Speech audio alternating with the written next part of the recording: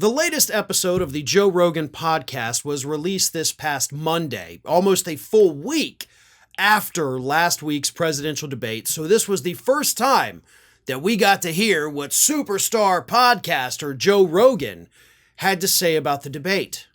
And unfortunately for Donald Trump and all of his MAGA supporters, Joe Rogan not only praised Kamala Harris, but also laughed at and openly mocked Donald Trump for getting his butt kicked by Harris.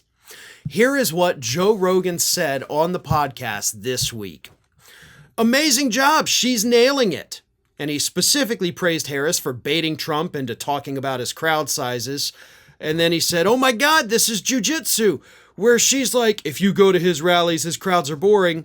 And then he mockingly said, my crowds are the best crowds. I have the #1 crowds. He couldn't help himself, Rogan exclaimed. So Joe Rogan, who does have, the biggest podcast in the country, he has millions of listeners, people that go to him and basically get their, talking points for the week, whether it's on politics or, horrible talking points about health or whatever it is. They look at him as an idol and they believe whatever he tells them to believe. And here he is saying Harris nailed it. It was jujitsu, and Donald Trump fell into every single trap that she set for him.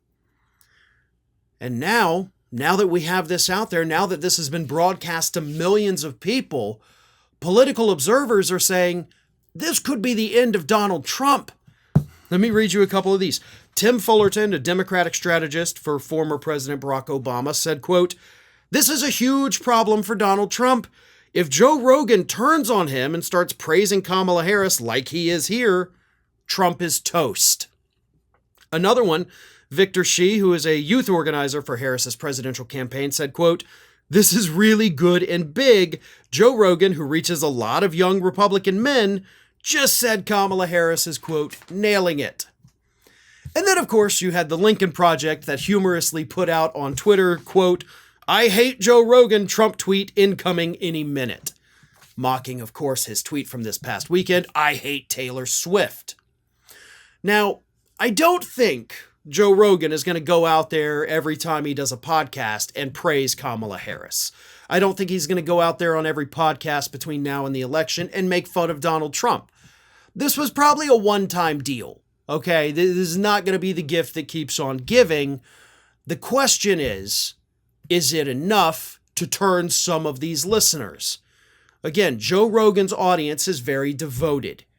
They believe what he tells them, no matter what, no matter how crazy it can be at times. This just happens to be one of the times where Rogan is telling the truth. Trump got his butt kicked. The polls tell us Trump got his butt kicked. So for Rogan to go out there and not just mock Trump, but to praise Harris, yes, it is good for the Harris campaign. Yes, it is bad for the Trump campaign. But is it a lasting effect?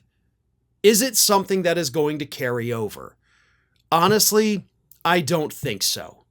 Rogan has, of course, kind of made it clear he seems like more of a Trump guy. He's more into the conspiracy theories that, of course, have made a home on the right.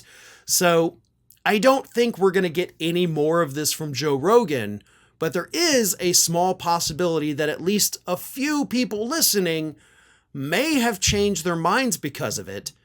And if that's all that happened, even if it's a handful of people, then still that should be counted as a victory. Well, folks, we have crossed that 1 million subscriber milestone, but rest assured, we are just getting started here at Ring of Fire. So if you're not already, please do subscribe to the channel and make sure to like, share, and comment on the videos.